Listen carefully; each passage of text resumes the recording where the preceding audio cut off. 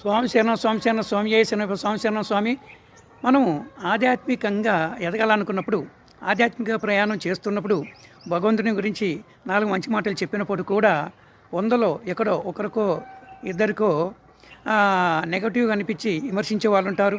అలా విమర్శించినప్పటి నుంచి ఆ విమర్శ ద్వారా కూడా మనం పాజిటివ్గా ఆలోచన చేయాలి. ఎలా పాజిటివ్గా ఆలోచన చేయాలంటే, ఆ విమర్శలు వస్తేనే మనం ఇంకా ఆధ్యాత్మికంగా ఇంకా ప్రయాణం చేయగలుగుతాం.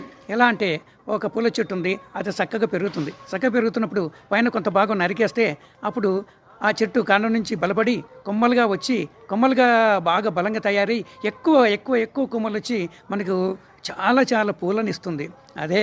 అదే విధంగా మనకు విమర్శలు తగిలినప్పుడు మనం కూడా ఆధ్యాత్మికంగా అనేక ఆత్మను ప్రకాశింపజేసుకోవడానికి మనకు చాలా చాలా అనుభవాలు అవసరం. కాబట్టి ఎలాంటి విమర్శలు ఎదురైనా, ఎలాంటి నెగిటివిటీ ఎదురైనా వాటి నుంచి కూడా మనం మంచిని స్వీకరించాలి. అప్పుడే ఆధ్యాత్మిక ప్రయాణములో మనము దృఢంగా ముందడుగు వేయగలం. స్వామి శరణం, స్వామి శరణం, స్వామి ఏ శరణప్ప.